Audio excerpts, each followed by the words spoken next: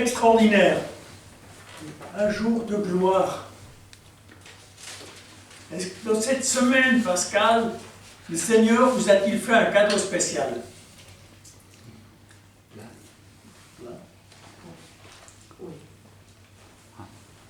Je ne sais pas si quelqu'un a un témoignage, je pose juste la question. Le Seigneur m'a fait un grand cadeau.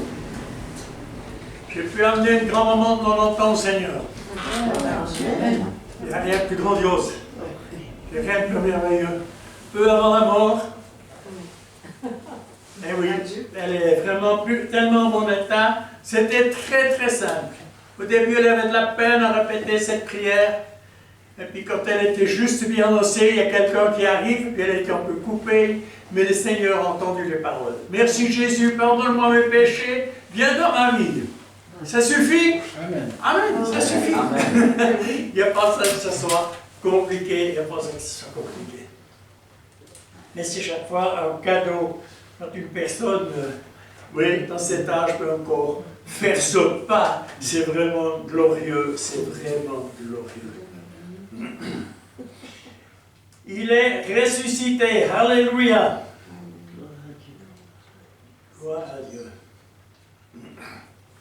Quand je repensais à ce départ dans Marc 15, 34, où ces dernières paroles de Jésus nous fondent le cœur, c'est quelques secondes avant sa mort, mon Dieu, pourquoi m'as-tu abandonné?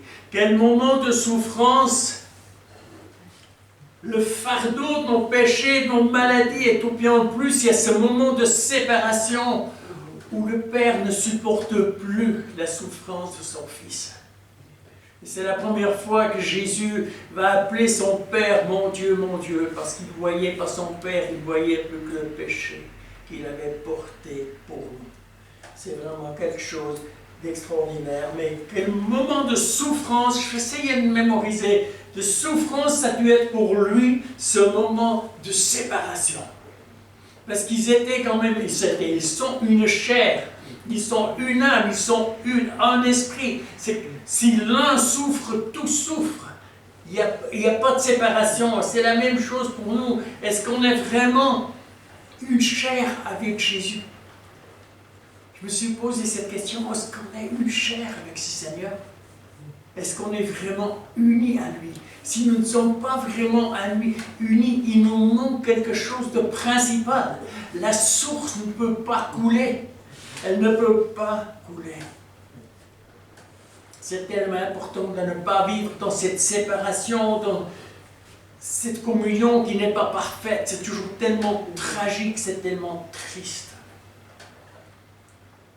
On revient à Jérusalem. Le plus grand crime judiciaire de toute l'histoire a eu lieu. Jésus-Christ, le Fils de Dieu, est crucifié.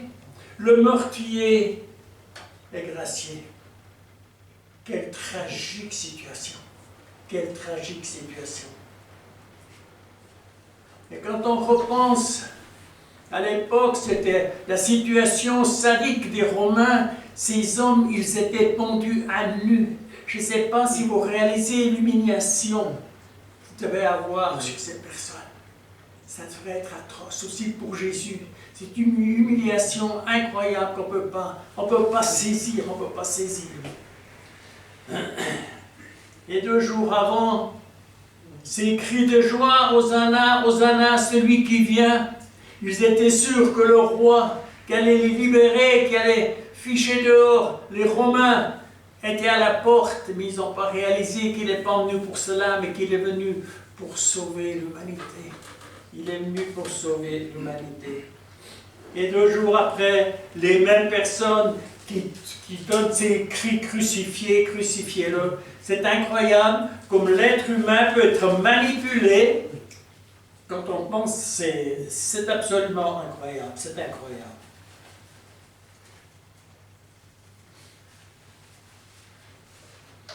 Dans Jérusalem, c'est vraiment la panique.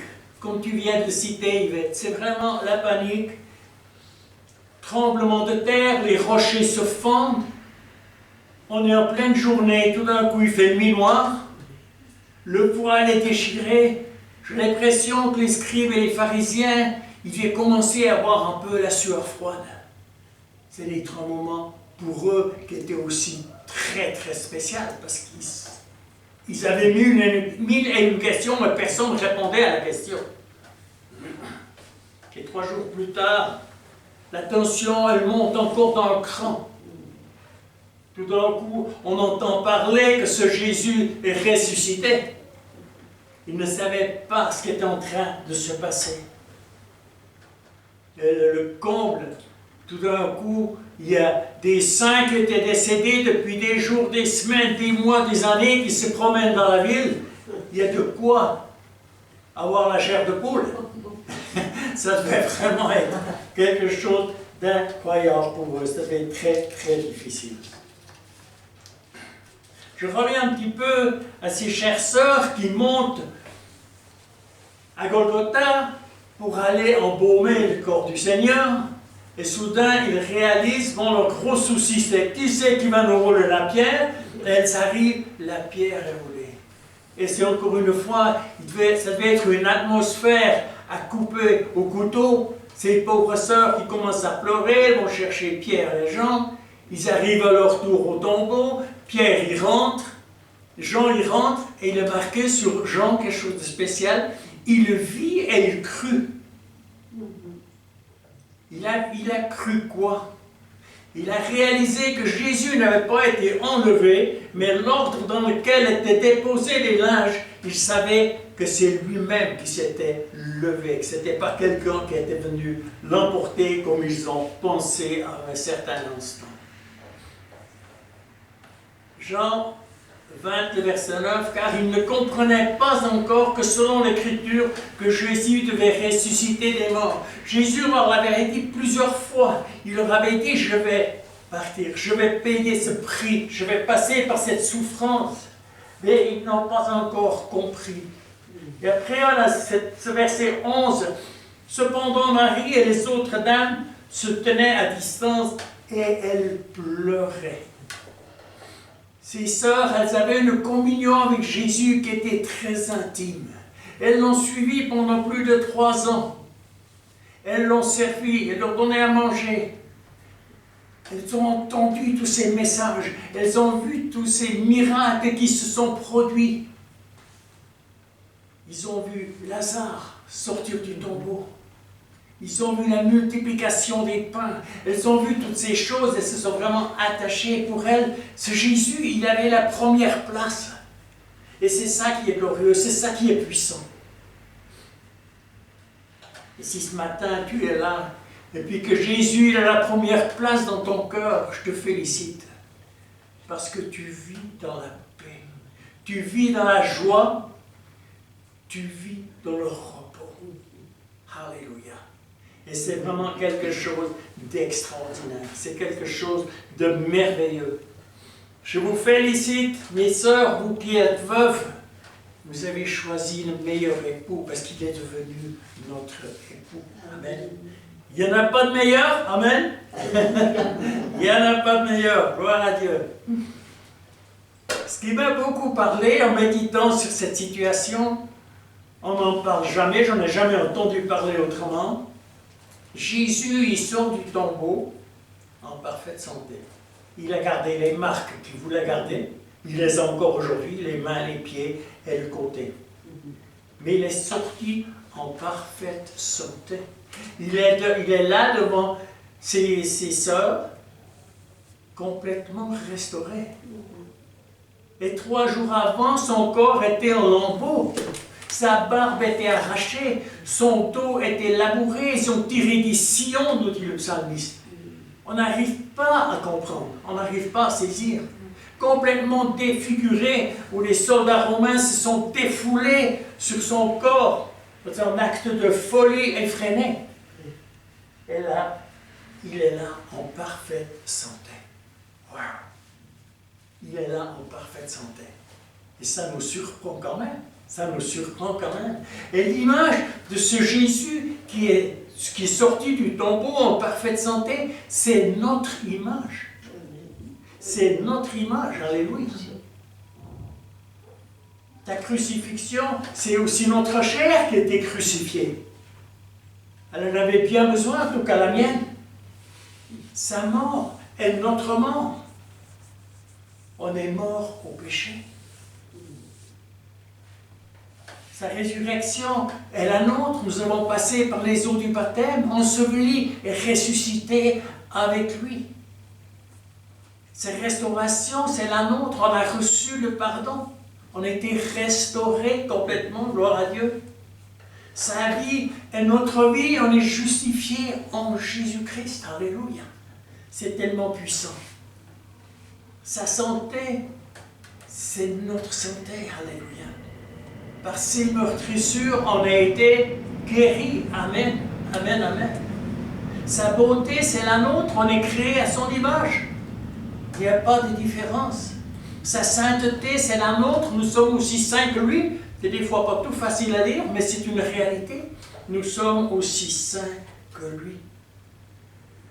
Son sang coule dans nos veines. J'aime tellement ce chant. Ce sang qui coule dans nos veines.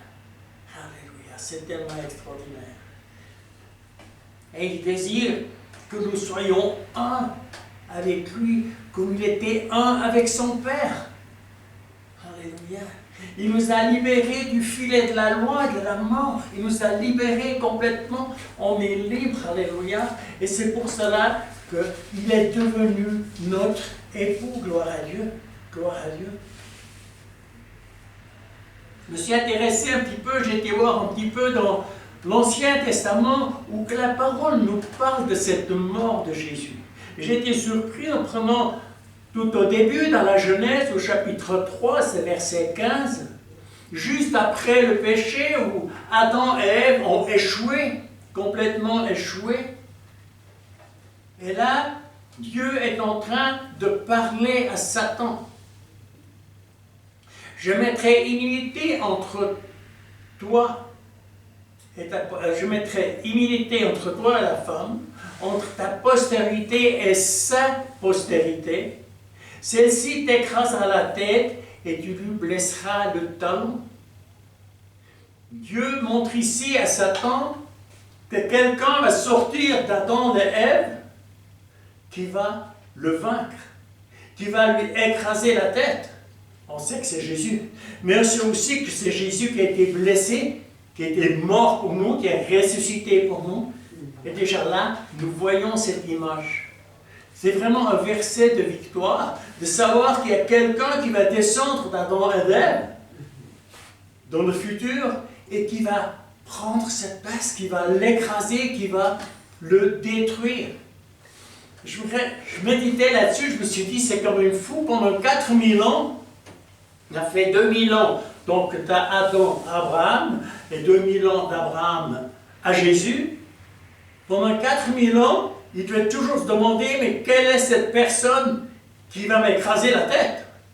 Il a commencé à voir ces hommes de Dieu qui venaient comme Noé, comme Abraham, Moïse. Et qu'est-ce qu'il va faire? Il va essayer d'empêcher que ces personnes puissent lui faire du mal. Il va les faire, il va les pousser au péché. C'est la stratégie de Satan, rien n'a changé. Ils font la même chose avec nous aujourd'hui, hein? On est bien d'accord. Mais quand on reprend la situation de Saül, un des premiers rois puissants, il a réussi à le pousser à pécher, de commettre quelque chose qu'il n'avait pas le droit de commettre, parce que Samuel n'était encore pas venu donner le oui pour partir au combat. Et c'est lui qui a offert un sacrifice. Il n'aurait jamais pu faire cela. Ça lui a coûté sa royauté. Après, on a David qui vient, un homme saint, selon le cœur de Dieu. Qu'est-ce qu'il fait? Il va le pousser au péché. Il va commettre l'adultère. Et il va même commettre un meurtre. Tragique. Salomon est tombé encore plus bas. Avec 700 femmes, plus les concubines, il y a de quoi se faire tourner la tête. Et de tomber bas, très très bas. Après, on a la situation de tous les prophètes qui viennent, Ésaïe, Jérémie, Ézéchiel et ainsi de suite, où il employait le peuple juif pour les déstabiliser, pour les pousser à la colère, pour essayer de les déstabiliser. Il ne savait pas si c'était un de ses prophètes qui allait lui écraser la tête. Il ne le savait pas. Il était en permanence dans la crainte. On a la situation de Daniel, où il a certainement dit, cet homme, il est spécialement saint, qu'est-ce qu'il va faire? Il va employer les hommes pour qu'ils passent dans la fosse aux lions. Et Daniel est sorti plus vivant qu'avant, il a passé une bonne nuit de repos, en train de dormir dans la crinière de lion, ça va être beau quand même. Et ça continue, après il y a Jésus qui vient, et il veut le détruire, mais il n'a pas réalisé que cet instant-là, lui, il serait détruit. Alléluia. Et c'est pour ça que nous sommes du côté du vainqueur. Alléluia. C'est pour ça que nous sommes du côté du vainqueur. Il a payé. Il lui a écrasé la tête. Amen. Amen. Alléluia. Il y a un autre passage qui est intéressant dans le psaume 22, verset 2, où David il prononce les mêmes paroles qui sont prononcées dans les évangiles. Mon Dieu, pourquoi m'as-tu abandonné? Ce psaume 22, il est très passionnant. J'ai commencé à méditer dans celui-ci, il est très passionnant. Parce que là, on va trouver des paroles de persécution, on va trouver des paroles de mort, on va même y trouver des images de la crucifixion dans le psaume 22 déjà. C'est très intéressant. On se pose la question, est-ce qu'il a eu une vision? Est-ce qu'il a eu une prophétie qui lui a montré que sa descendance allait être quelqu'un qui allait souffrir? On ne sait pas exactement, mais c'est très, très intéressant. Psaume 22, verset 17, ils ont percé mes mains et mes pieds. Le verset 18, je pourrais compter mes os. Ils observent et me regardent. Des paroles que Jésus a prononcées.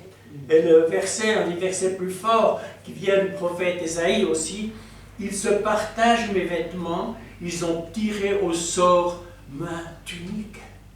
Dans le psaume 22, intéressant. Et c'est spécial, quand on revient sur ces passages dans l'Ancien Testament, il y a comme une lueur d'espoir qui se met à l'horizon. Et ce matin, cette lueur, elle est là. Il y a 2000 ans en arrière, elle a eu lieu.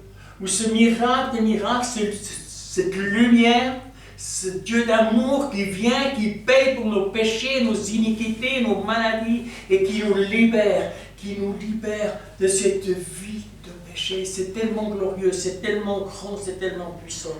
Jésus-Christ qui donne cette vie à la croix, à ma place, à notre place.